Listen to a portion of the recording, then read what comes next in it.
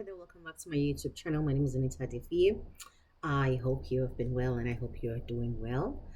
Um, Today, I want us to talk about something very important. Now, for those who are new, welcome. We're glad to have you here. And for those who are returning guests of mine or returning friends, really, I think at this point we can go the way to friendship. But those who are returning, I want to say thank you for returning. I'm really glad to see you and have you here and show up every single time. Thank you.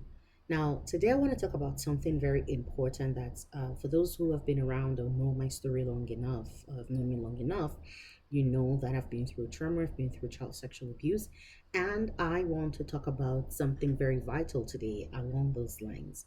And I want to talk about the people you need to forgive. There are specific individuals that you need to forgive if you were ever going to get past the experience that you went through and get to a place of complete healing and wholeness.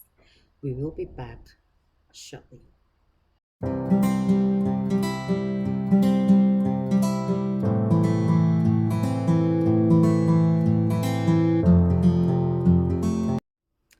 Hi, so welcome back.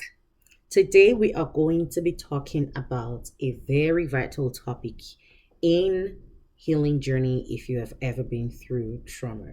Specifically for me, this was a very vital step I had to take in getting into a place of wholeness and healing from the pain and trauma of child sexual abuse. So I needed this for myself and I saw the need for it when I decided to get when I was ready to begin my healing journey.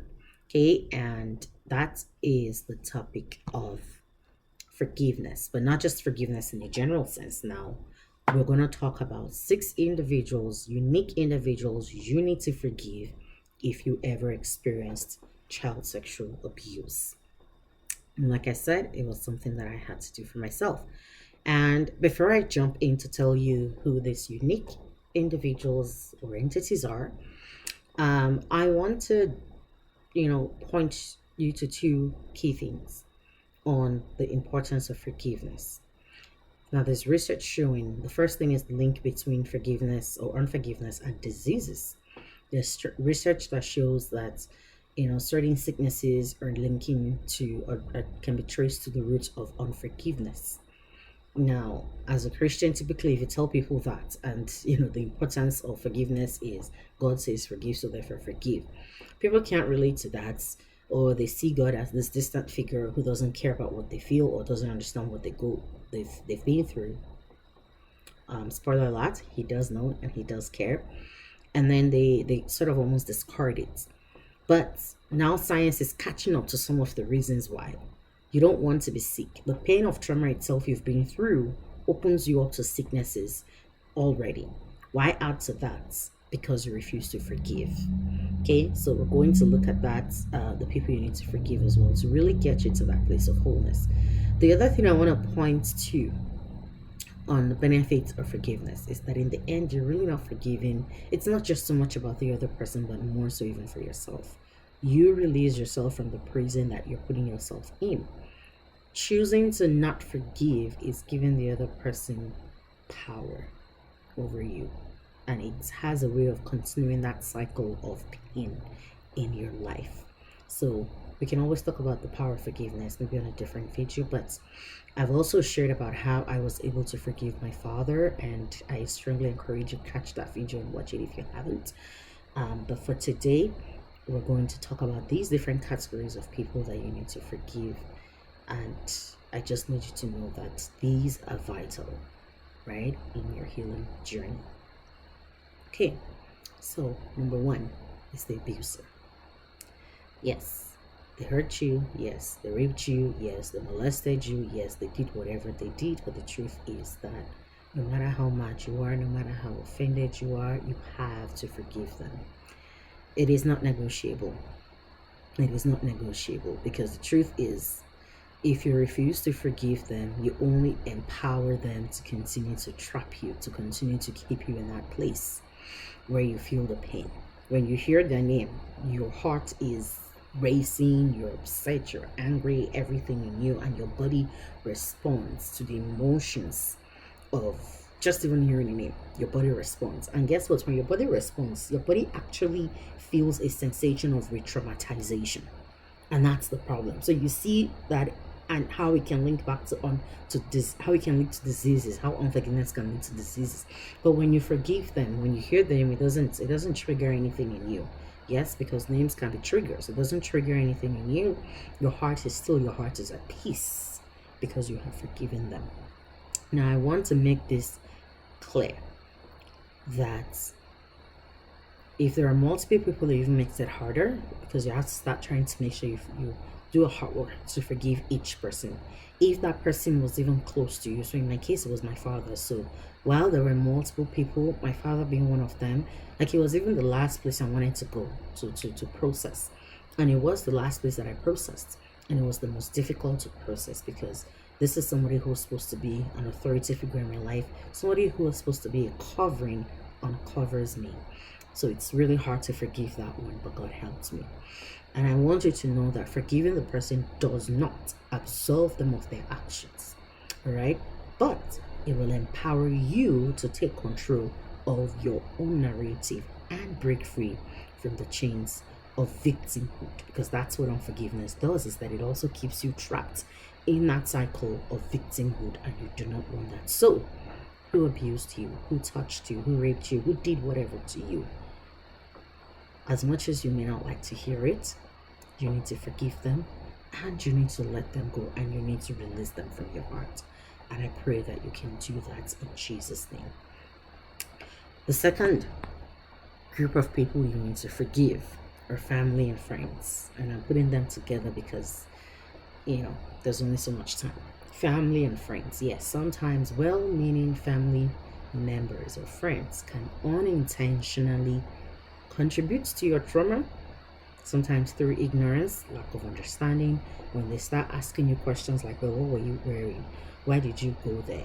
It's almost as if they're blaming you.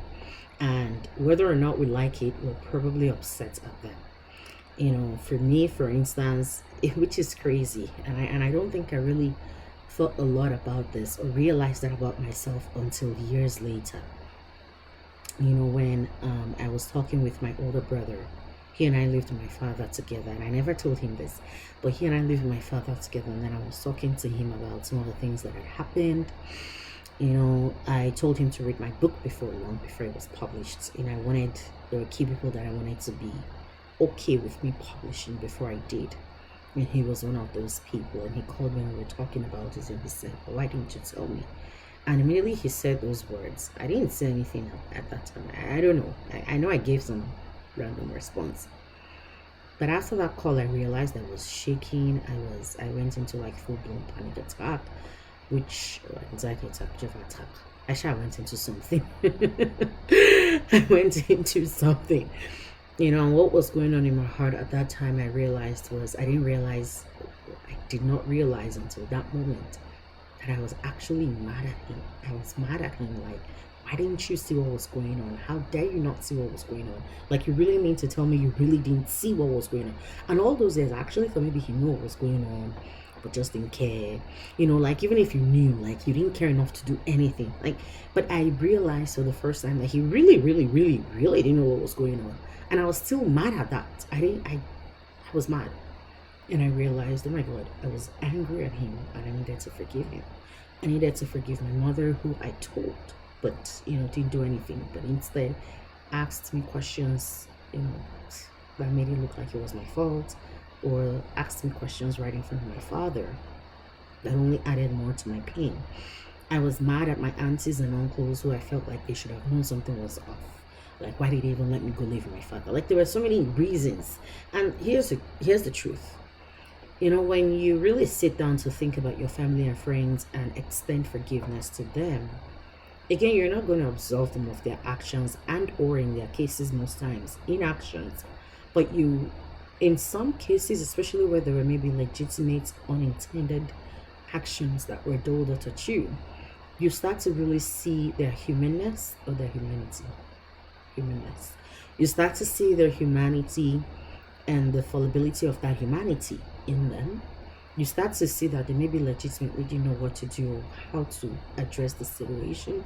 In cases like my mother, I saw that she like the one had a lot on her plate at the time. She was going through a lot. In hindsight, I really see it all now, right? And I think that maybe somewhere in her mind, her way of coping with it was to kill it. Like it was. Again, I'm not making excuses, right?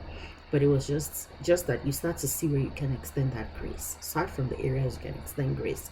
Give the benefits of doubt. Now, in cases where family members knew and still or maybe even perpetrated the continuation of that abuse, now that can be harder to even say give grace and give whatever, but you still have to forgive them. Okay. Now, for some of them, forgiving them can also pull them into advocacy, right? That's not always the case, but especially where they didn't know and now they understand the impact of the actions or inactions, it can actually drive them to a place of advocacy, right? And if they don't, at least it absolves you of the blame game. You can get out of your head. Like for me, I had to get out of my head of trying to say, okay, if only this person did this or that person did that or that person, it's no different from them telling me, well, what did you wear? Why did you go there? It's no different because the truth is they are trying to make sense that this happened because you didn't do something right. So that's why it happened to you. But it's the same way I am trying to make sense by saying it could have been stopped if they did something. So you see that there's a blame pattern and that needs to stop.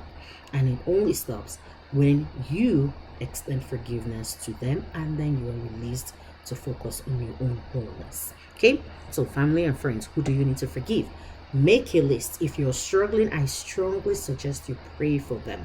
In fact, whether or not you're struggling, pray for them. Now, it's hard to stay mad at someone you pray for, and that's the truth. If you're genuinely praying for them, and that prayer might feel very fake at first, I should warn you, it will feel very fake at first, but keep at it. Show up and say, God, I'm really hurting. In fact, sometimes I remember for me when I really started doing this and praying for family and friends, praying for people, even till now when I'm praying for some of my family, again, if you've been here long enough, I'm estranged from my paternal family. Even when I'm praying for them, sometimes there's this heaviness in my heart and I'm like, God, I really don't want to pray for them. They don't care about me. Why should I care? And sometimes the prayer is just for God to help me to pray for them. And that's the prayer. And if that's where you have to begin from, that's okay. As a matter of fact, if you're not beginning from there, then they didn't really hurt you. They didn't really hurt you, but you might see yourself beginning from there. So pray for them. It's hard to stay mad at people you pray for. In fact, after a while, what starts to happen is God even starts to open your eyes to see the things, to see their own areas of struggle, and helps you start to see the places for opportunities of reconciliation. Now, you can extend that hand of reconciliation and they refuse it, and that's okay, right? But you will do your parts that you need to do. Okay, the third group of people you need to forgive. These ones might be interesting because not a lot of people might think about this one as something, but service professionals, whether it's therapists, whether it's police people, whether it's anybody, the healthcare system, hospitals. I, for one, I don't really, again, I didn't think so much about this. Now, for me, I've experienced all shades of trauma. I've experienced. Yes, how much bad can one human being go through? I know you're asking the question, been through it, and I'm still standing, but by the grace of God, right? So thank God for that. I'm here. The devil really tried. He really tried. Now, one of the traumas I've experienced in my life is the death of a brother. Our youngest brother, his name was David. And yes, if you know me and my son, yes, I named my son after him. Our youngest brother, David, he was 9 when he passed. And man, I think of all the death, that one hit different. How different? So different that I think even till now, I avoid talking about it. That's one area that I know I still need healing. And I will be the first to admit, right? I have a lot to work through in my life, and I'm working through, and I'm still working through so much. But it really made me see how much sometimes we can be mad at systems and institutions. And to God, unforgiveness is unforgiveness, whether it's towards an individual or a system. It's unforgiveness. There is no room for offense. There is no room for offense in your heart. Now, David died for several reasons, including a failed health system in Nigeria. And even coming like to Canada and going through some experiences, birthing my son, I realized that I'm very suspicious of the health system. This is the part where people who know me are like, I knew it. But yes, I am very suspicious of the health system. I don't trust it. Not as much. Work in progress. Hey, work in progress. Show me mercy. All right. But the truth is, I realize that we need to also forgive the systems and institutions. Right? There have been individuals who were raped, they went to the hospital, they heard all sorts of things nobody had any business telling them. That can be hurting, and it must have added to the trauma that they're experiencing. But you need to forgive it, okay? Again, it's not an endorsement of any wrongdoing, all right? But forgiving can help you find closure and prevent the trauma from interacting with future medical procedures for yourself or medical issues. Now, remember how I said that and this is why I had to highlight that unforgiveness is tied to diseases and medical issues. Now, if you are suspicious already of the system and you are unforgiving toward the system, right? If you're unforgiving toward the system and that same system that's supposed to work with you to uncover and unpack the things that you've been through, it would impact how you show up. And if you're always showing up expecting to be disappointed, then you have a higher chance of being disappointed per time, right? But when you show up with an open mind that because hospital A or therapist B did this to me, doesn't mean that all therapists are bad. It doesn't mean that all doctors are bad. It doesn't mean that all hospitals are bad. When you show up with that mindset, you open yourself to identify more easily and connect with a place or a system or a person that can help you the best, okay? And you attract that kind of person as well. Or when you come across the good people, you don't go and bleed on them, and then of course because you're expecting bad, but the ripple effects of events, and then they suddenly would do bad, and then you feel justified and then you continue that cycle. For your future medical interactions sake, I would say that forgive professionals. So think through. For me, it's crazy because I never really thought a lot about it until I really started seeing it, and again, some of these things were really exposed in the place of prayer for yourself as well. Okay. Okay. All right. So number 4. This one is interesting. It's one of my favorites to talk about. Society and the church. And I put them together because I could have put it as part of society, but I wanted to be able to take up the church a little bit. Now, there's an experience I never shared in my book, and I don't know, or I don't think I've ever spoken about that one publicly. And I never will give details of that one for reasons personal to me, okay? Now, I remember being in a church, and there was an experience with someone.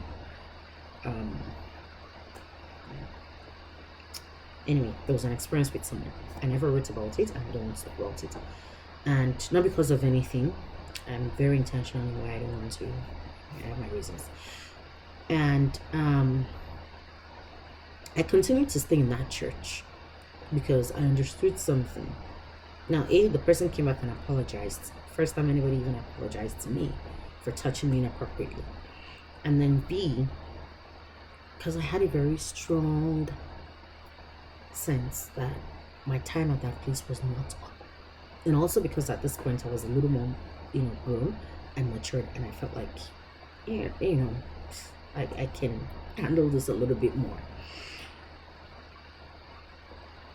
Over the years, and one of the things I find is that most people, especially when there is an abuse at church, get upset and they leave church. But hey, you're still in the society where you're living. But hey, you're still in all these different places that, sometimes you find yourself in, and you haven't left those places. And I get it, that sometimes it's not about the church or the place or the society or the community you find yourself, but the fact that there's all those systemic, long-standing societal prejudices that are attached to that entity, that you worry that if you continue to stay there, it will, either re-traumatize you or you feel like who are you compared to the system or to the establishment, and then therefore I will not fight it, so I will just leave. But the truth is that you need to forgive. I talked about forgiving the system earlier. So I'm putting this separate from the service professionals as well, because service professionals, sometimes we can think in our minds and say, well, okay, doctor hurt me, I'll just go to another doctor. So why not apply the same rule? A church hurt you, find another church to go to. Not every church is really church when you think about it, right? But overall, you need to forgive the church. If you're someone, I had to do this. God, I had to do this. Oh my God. I was as suspicious of churches as I was of hospitals. But I also realized that I needed God, and that part of my work with God also involved being in a church community. And I knew that I couldn't stay mad at the community of believers that God has ordained. Okay. Now, the other thing too is I remember one time, making a decision to say, if everybody like me gets upset and leaves the church, we are the only ones that can recognize that. Well, maybe not the only ones, but as someone who has been through trauma, I have a higher chance of recognizing somebody else who walks through the doors of a church going through trauma than somebody who has never experienced such. Right? Makes sense? And if I'm not there and everybody else who's been like me is not there, then who recognizes these people when they come in and extend a hand of compassion that says, I see you, like I see you and I get you and I'm here for you? Who gets to do that? So we can't all be mad and we can't all walk away from the church. But you can't stay in the church either if you don't learn to forgive it. And may I add, also realize that it is made up of people who are at different levels in their walk with God. Heck, some are not even at any level of walk with God. They just show up for all manner of reasons, right? And it doesn't mean that it's a reflection of the bigger church community, and it's definitely also not a reflection of God. So even in your church going, I always recommend be led by the Holy Spirit. Okay, but you need to forgive the church. You need to forgive your culture. You need to forgive your society. You need to forgive your community. Yes, they have prejudices. Here's the thing: if you stay in that place of unforgiveness towards these entities as well, it keeps you in that blame cycle, and you're not even free to be whole enough to recognize what needs to change in the system and then work at changing it. You won't be. Okay? And then number 5, we're almost there. The 5th person you need to forgive is yourself. Oh God, all the times that even as a child, I was molested as a child, yet I found ways to blame myself. In my adulthood, when before I really began the healing journey, there were times I tried to go back to those places and moments. And every time I will find a way to say it was my fault. If only I had, what could I have done? Please, somebody help me understand. At 7 years old, what could I have done to prevent anything?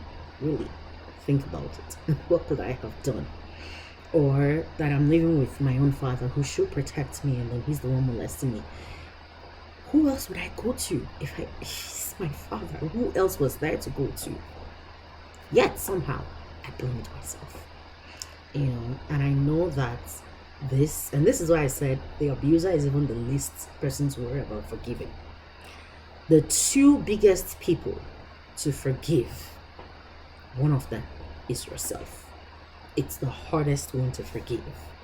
Because because there's also guilt and shame mingling with that blame in your mind, and it's telling you all the different things you should have done differently or you shouldn't have done.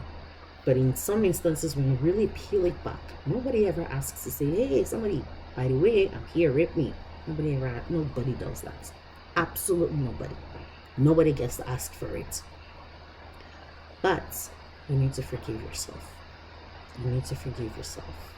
And one of the ways you'll know that you need to forgive yourself is that you will begin to see traits in your life that reflect something you're really trying hard to prove. And so it's either you start to make up for it through pleasing people, or you start to try and make up for it by, some people overcompensate. For me, I know that before I gave my life to Christ, one of the ways I would overcompensate is, there were the good things and then the bad things. But one of the things that I'll also do that wasn't really great was get, hide behind the bottle, just drinking. At some point, I tried to experiment a little with smoking, but that didn't work out. I just really hated the taste and smell of it. But I did that for a while, and hiding behind all of those different things. And then there were some of the not bad things, but people pleasing is a big one for me. And then acting like there's always something to prove was another big one. And then being extra busy. In and of itself, it wasn't looking like a bad thing, but I was really just trying to escape my thoughts. I would be so busy, right? And this was even before I got married. I would be super busy, but it was really just a way to drown my thoughts for myself. So you need to forgive yourself. There are different traits that appear for different people that show that you haven't forgiven yourself. Identify yours, forgive yourself. Now, number 6, just the last that you need to forgive is God. Yes. Ooh, you need to forgive God. I know. I hear it in the questions. I hear it in the, where was God when all of this was happening? Oh, I asked the same question. I hear it in the, why does God let evil happen? If God is so good, why does he let evil happen? Sometimes when people that ask those questions sometimes dig deep. They're not really asking because they care about the larger evil happening in the world per se. But the larger evil happening is a reflection of their individualized pain. And they're really trying to sense make, if God is so good, like, why didn't he protect me? Was I not worth protecting? And I remember asking this question a lot, and I talked about it in my book. I remember, at some point in my journey, again, like I said, you need to forgive all of these people, and each one can take its own process. It took a process for me with God. And I remember just saying, why? Where were you? Why didn't you help me? And God told me, and I was there all along. How do you think you survived? I didn't make it happen. I did not. But he can still take it and make it good. And I know that sometimes it's hard to see how to make good out of anything. But the truth is, he can still take it and make it good. And you need to forgive him before you can start to trust him. And you need to trust him enough to release control. Oh, that's another way you know you've not forgiven yourself. When you feel like you have to be in control of everything. Now, maybe not forgiving yourself, but that there's a part of you that's still in that journey. There's still a struggle. It's like, last time I gave up control, someone did something to me, and God, you let that happen. So that's the thought process we have, right? And so you need to forgive God. And I know it sounds crazy. Look, religious minds and religious people left the room, and it's okay. It sounds crazy, but for those who you've been in these shoes before, you know what I'm talking about. You need to forgive God, because being low-key mad at God is not going to get you anywhere. But when you tell God and say, God, you know what, I let go of my anger at you, and I'm sorry for being angry at you. And I thank you that you've kept me till this moment. And I choose to give up control of my life. And I release everything, including the experience, the pain. I release them all to you. You take that burden, because it's heavy. It's heavy. You take it off of you and you put it on him. Guess what? He's able to take it. You were never equipped to carry that burden. He's equipped to, right? And I just leave it in your hands. And I ask you to please help me find peace in all of this. And watch him fill your life with his peace. Crazy as it sounds, you need to forgive him. Some of us are so religious in our minds that we won't even admit to ourselves that we are low-key mad at God. We won't. But I really hope that if you're listening and watching this, you dig deep. Think, look within, Okay, so those are the 6 people you need to forgive: the abuser, family and friends, professional service providers, society and the church, yourself, and God. And finally, again, it's not a one-size-fits-all process. Okay, it's a journey. Each one unfolds at its own time, right? You might not be able to walk through all of that at the same time. Truth is that if you commit to starting with forgiving either yourself, God starts to open your eyes to see other areas. If you commit to forgiving the abuser, God starts to open your eyes to see that you need to forgive yourself. Okay, it's a journey, and I really hope that you go on this journey. Forgive yourself, perpetrators, your loved ones, whoever you need to forgive. Don't forget to forgive God, and then you open up yourself to a better future that is filled with resilience, strength, and a renewed sense of purpose and your trust in God. Okay? Remember, forgiveness is never exactly about forgetting. You won't forget. You can't forget. Okay? But it's about reclaiming your life, your power, and steering your life towards the path of growth and healing, releasing yourself to be able to go in that healing journey. I really hope this has helped you. Don't forget to like, subscribe if you haven't already to this channel, and don't forget to share. Share with me in the comments as well what stood out to you, your struggles. If you need me to pray with them for you, also let me know. I'm happy to do that. I really hope this has helped you. Don't forget to like, subscribe if you haven't already to this channel, and don't forget to share. Share with me in the comments as well what stood out to you, your struggles. If you need me to pray with and for you, also let me know. I'm happy to do that. And I really hope to see you in the next video. Thank you. Bye.